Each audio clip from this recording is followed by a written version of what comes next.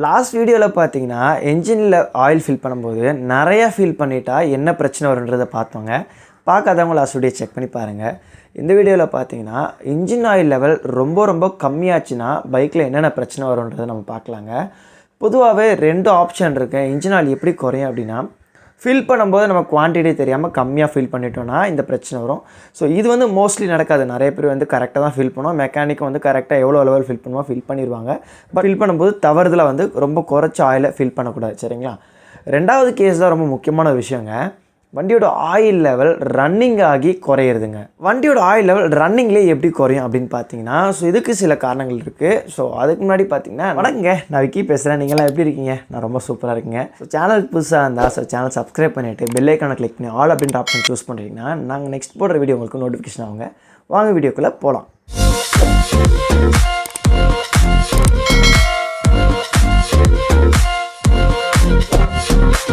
இப்போது வண்டியில் oil level குறையதுக்கான காரணங்களாக பார்க்கலாங்க. ஸோ ஃபஸ்ட்டு விஷயம் என்னென்னா, உங்கள் வண்டியோட இன்ஜின் கேசஸ்லாம் பாருங்கள். அந்த இன்ஜின் கேசஸ் ஜாயின் பண்ணுற இடத்துங்களாம் பார்த்தீங்கன்னா ஒரு பேக்கிங் கிட் அப்படின்னு சொல்லுவாங்க. நீங்கள் அந்த ஜாயின் பண்ணுற இடத்துக்குலாம் கிட்ட போய் பார்த்தீங்கனாலே தெரியும், ஒரு சின்ன பீடிங் மாதிரி போகும். ஸோ அதை ஃபிக்ஸ் பண்ணி தான் பார்த்து ஒரு இன்ஜின் கேஸை லாக் நெட் போட்டு டைட் பண்ணுவாங்க. இந்த பீடிங்ஸ், இந்த பேக்கிங் கிட்ட எதனா டேமேஜ் ஆகிருச்சுன்னா, ஸோ இது வழியாக பார்த்தீங்கன்னா இன்ஜினில் பார்த்தீங்கன்னா ஆயில் கசிகிறத நம்ம பார்க்க முடியுங்க. அண்ட் 2வது கேஸ் என்ன அப்படின்னா, எப்படி ஆயில் லீக் ஆகும் அப்படின்னா, என்ஜின் பாட்டமில் ஒரு லாக் நெட் இருக்கும் இல்லையா, ஆயில் நம்ம பழைய ஆயில் எடுப்போம் பார்த்தீங்களா, எடுத்துகிட்டு திருப்பி க்ளோஸ் பண்ணுவோம் இல்லையா, அந்த லாக் நெட்டில் ரப்பரில் ஒரு ஓரிங் வருங்க. இந்த ஓரிங் பார்த்தீங்கன்னா டேமேஜ் ஆகிடுச்சுன்னா கண்டிப்பாக பாட்டமில் ஆயில் லீக் ஆக ஆரம்பிக்குங்க. இதனால் பார்த்தீங்கன்னா ஆயில் லெவல் குறையுங்க. அண்ட் 3rd கேஸ் பார்த்தீங்கன்னா ரொம்ப முக்கியமான ஒன்று. ஸோ இந்த லீக்கேஜஸ்லாம் இருக்காது. அதாவது பேக்கிங் கிட்ஸ் ப்ராப்பராக இருக்கும், லாக் நெட்டில் ஓரிங் கரெக்டாக இருக்கும், எங்கேயுமே ஆயில் கசியாது, லீக் ஆகாது. ஆனால் பார்த்தீங்கன்னா ஆயில் லெவல் குறையும். எப்படின்னு பார்த்தீங்கன்னா, ஸோ இப்போ 2000 கிலோமீட்டரில் இன்ஜின் ஆயிலை மாற்றணும் அப்படின்னா, ஸோ 2000 கிலோமீட்டரில் நம்ம மாற்றணும். பட் சிலர் என்ன பண்ணுவாங்கன்னா, அந்த 2000 கிலோமீட்டரில் மாற்றாமல் கண்ணா அப்படின்னா ரொம்ப நாள் ஓட்ட ஆரம்பிச்சிருவாங்க. ஸோ என்ன நடக்கும் அப்படின்னா, ஆயில் நம்ம ஃபில் பண்ணுறதுக்கு காரணமே ப்ராப்பர் லூப்ரிகேஷன், வளவளப்பு தன்மை இருக்கணும். அந்த பொருளுக்குள்ளலாம் ஊடுருவி அது ப்ராப்பராக ஸ்மூத்தாக என்ஜினில் இருக்க ஆப்ரேஷனை செய்யணும். அதுக்காக தான் நம்ம ஆயில் மாற்றுறது.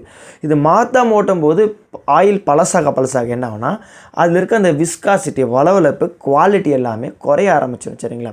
ஸோ என்ஜினுக்கு என்ன வேலை செய்யணுமோ, எவ்வளோ லூப்ரிகேட் பண்ணுமோ அதை பண்ணாதது. ஸோ ஆயிலோட குவாலிட்டி குறைஞ்சிட்டு பிறகு என்ன ஆகும், பார்ட்ஸ் கண்டிப்பாக உள்ளே ஸ்மூத்தாக ஓடுறதுக்கு வாய்ப்பு இல்லை. சரிங்களா? கண்டிப்பாக சின்ன டேமேஜஸ் ஸ்டார்ட் ஆக வாய்ப்பு இருக்குது. ஸோ இன்னொரு பக்கம் இந்த ஆயில் லெவல் எப்படி நீங்கள் குறையும் அப்படி சொல்கிறேன்னா, ஸோ குவாலிட்டியே போயிடுச்சு அப்படின்னா, முதல்ல என்ஜினில் பார்த்தீங்கன்னா ஹீட்லாம் அதிகமாக ஃபார்ம் ஆக ஆரம்பிக்குங்க. பொதுவாகவே ஹீட் ஆச்சுனாக்கும் கண்டிப்பாக இந்த எவாப்ரேட்லாம் நடக்க ஆரம்பிச்சிடும் ஆயிலில். அப்போ இந்த ஆயில் ஓடி ரொம்ப பழைய ஆயில் ஆகிட்டு போயிட்டுனா ஆட்டோமேட்டிக்காக எவாப்ரேட் ஆகி போக ஆரம்பிக்கும். அண்ட் ஃபைனலாக இந்த பொருள் எல்லாமே டேமேஜ் பண்ண ஆரம்பிச்சிருங்க. இதில் பர்டிகுலராக பார்த்தீங்கன்னா என்ஜினில் போர் அப்படின்ற ஒரு பிரச்சனை சொல்லுவோம். இப்படியே நம்ம கண்டுக்காமையே சில பேர் ஓட்டிக்கிட்டே இருக்கும்போது தான் வண்டி சீஸ் ஆகி நின்றுது அப்படின்னு சொல்லுவாங்க, என்ஜின் ஸ்டார்ட் ஆகாதுன்னு சொல்லுவாங்க பாருங்கள். இந்த மாதிரி ஆனால் இல்லை, ஒருவேளை ஒரு பர்டிகுலர் ஸ்டேஜில் நம்ம என்ன பண்ணுறோம்னா என்ஜின் ஆயில் நம்ம மாற்றிடலாம் அப்படின்னு போகிறோம்னு வச்சுக்கோங்களேன். அந்த என்ஜின் ஆயில் புதுசாக நீங்கள் மாற்றுற வரைக்கும் பாருங்கள், ஏற்கனவே ஆயில் லெவலாக உங்கள் என்ஜினில் ரொம்ப குறைஞ்சிட்ருக்கும். என்ன எவாப்ரேட் ஆகிட்ருக்கும், ஓடி ரொம்ப குறைஞ்சிட்ருக்கும். ஸோ அதை கீழே லாக் நெட் ஓப்பன் பண்ணி அதை எடுத்து பார்க்கும்போது தெரியும், பழைய ஆயில் ரொம்ப குவான்டிட்டி கம்மியாகிட்ருக்கும். பட் நம்ம என்ன நினைப்போம், ஆயில் நான் மாற்றாமே அதை ஓட்டிகிட்ருக்கேன், ஆனால் வண்டியிலேருந்து போக இந்த பிரச்சனை வரலன்னு நினைப்போம். ஸோ அதுக்கு ஏன் போக ஃபஸ்ட்டு வரல அப்படின்னா, ஆயில் லெவலாக ரொம்ப குறைஞ்சிட்டனால இந்த போர் ஆண்டெல்லாம் ஆயில் போகாது. ரா ஆயில் போய் எரிஞ்சு போக வெளியே வராது. ஸோ அதுக்கப்புறம் என்ன நடக்கும் அப்படின்னா, நம்ம பழைய ஆயிலை எடுத்துகிட்டு திருப்பியும் புதுசாக ஃபில் பண்ணலான்ட்டு ரொம்ப நாள் கழிச்சு நீங்கள் ஃபில் பண்ணுவீங்க. ஃபில் பண்ண அன்னைக்கே பார்த்தீங்கன்னா உங்கள் வண்டியிலேருந்து ப்ளூயிஷ் ஒயிட் ஸ்மோக் வர ஆரம்பிச்சிருங்க. இதுக்கு காரணம் என்னென்னா, ஏற்கனவே ஆயில் கம்மியாக இருந்தனால பொருளெல்லாம் டேமேஜ் ஆகி, சீல்ஸ்லாம் டேமேஜ் ஆகி பிரச்சனை ஸ்டார்ட் ஆகிருக்கும். ஆனால் இந்த ஆயில் லெவல் ரொம்ப கம்மியாயிடுச்சு, கொஞ்சமாக இருக்கனால அந்த போர் ஆண்டெல்லாம் போயிருக்காது. சரிங்களா? அந்த பெட்ரோல் ஏரை மிக்ஸ் ஆகி ஏறிற கம்பஸ்டன் ப்ராசஸ் ஆனலாம் அந்த ஆயில் போயிருக்க முடியாது. இப்போ என்ன ஆகிடும், பழைய ஆயில் எடுத்து நம்ம புது ஆயிலை ஃபில் பண்ணுறோம் பார்த்தீங்களா, இந்த டைமில் என்ன ஆகும்னா புது ஆயிலெலாம் ஸோ அந்த இடத்துக்கு போக ஆரம்பிச்சோன்னா ஆட்டோமேட்டிக்காக நீங்கள் என்றைக்கு மாற்றுறீங்களோ அன்றைக்கே உங்கள் வண்டியில் ஸ்மோக்லாம் வர ஆரம்பிச்சிருங்க.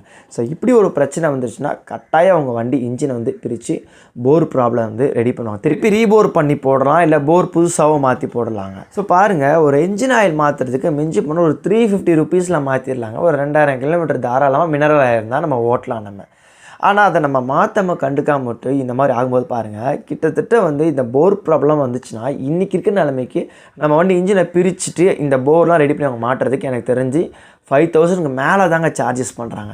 ஸோ யோசிச்சு பாருங்கள், ஒரு 350 செலவு பண்ணி நம்ம ஆயில் மாற்றுறதுக்கு யோசிச்சோம் அப்படின்னா கடைசியில் இவ்வளோ காஸ்ட் வந்து உங்களுக்கு செலவாகுங்க. ஸோ தயவுசெய்து வண்டியில் வந்து இன்ஜின் ஆயில் குறையிற வரைக்கும் ஓட்டாதீங்க. ஸோ முடிஞ்சளவு கரெக்டான டைமில் மாற்றிடுங்க. ஏன் அப்படின்னா இன்ஜின் ஆயில் மாற்றுறதுக்கு முக்கியமான காரணங்கள்லாம் பொருள்லாம் தேய்மானம் ஆகிறது மட்டும் இல்லைங்க. இன்ஜினில் பார்த்திங்கன்னா அந்த எரிஞ்சு வரதுனால பார்த்திங்கன்னா ஆசிட்ஸ்லாம் கூட அந்த ஃபார்ம் ஆகும் அதில். அண்ட் பார்த்திங்கன்னா அந்த கரோஷன்லாம் ஆகக்கூடாதுன்றக்காகலாம் நான் வந்து ஆயில் நம்ம மாற்றுறோம். சரிங்களா? ஸோ என்னன்னாங்க, வண்டியோட என்ஜின் ஆயில் மாற்றும் போது ஆயில் லெவல் எல்லாம் குறைஞ்சிட்ட பிறகு மாற்றுறது ப்ராப்பர் மெத்தட் கிடையாது. ஆயில் தரம் வந்து குறைஞ்சிட்ட பிறகு நம்ம மாற்றணும். இதுதான் கொஞ்சம் குறையலாம், அது பிரச்சனை இல்லை. கண்டிப்பாக கொஞ்சமாவது வந்து நம்ம ஒரு லிட்டரை ஃபில் பண்ணுறோம் அப்படின்னா நம்ம நெக்ஸ்ட் டைம் மாற்றும்போது கொஞ்சமாவது வந்து குறைய தான் செய்யும், அது பிரச்சனை இல்லை. ஆனால் ஓட்டி ஃபுல்லாக ரொம்ப ட்ரை ஆகிற வரைக்கும் நம்ம ஓட்டக்கூடாதுங்க. ஸோ ப்ரீவியஸ் வீடியோஸில் வண்டியில் இன்ஜின் ஆயில் ஏன் மாற்றணும், என்ன டைப் ஆஃப் ஆயில் மாற்றணும், என்ன கிரேட்ஸ் இருக்குது, அண்ட் ஆயில் எப்படி மாற்றுறது, ஆயில் மாற்றும் போது என்னென்னலாம் பார்க்கணும் அப்படின்றத ப்ரீவியஸ் வீடியோஸில் போட்டிருக்கோங்க. ஸோ ப்ளேலிஸ்ட்டில் போய் செக் பண்ணுங்கள். ஸோ சேனலுக்கு புதுசாக இருந்தால் சேனலை சப்ஸ்கிரைப் பண்ணிவிட்டு ஸோ பெல் ஐக்கனை கிளிக் பண்ணிட்டு ஆல் அப்படின்னு ஆப்ஷன் சூஸ் பண்ணிட்டீங்கன்னா நெக்ஸ்ட் நாங்கள் போடுற நியூ வீடியோஸ் உங்களுக்கு நோட்டிஃபிகேஷன் ஆகுங்க. இன்ஸ்டாகிராம்லேயும் அப்படியே போய் தான் பார்ப்போம் அப்படின்ற பேஜை ஃபாலோ பண்ணிக்கோங்க. அதுலேயும் நம்ம ரீல்ஸ் டிப்ஸ்லாம் ஒரு 1 மினிட்லாம் போட்டுட்ருக்கோங்க. ஸோ இன்னொரு இன்ஃபோன் நான் அவங்க பார்க்குற மக்களே, பாய்.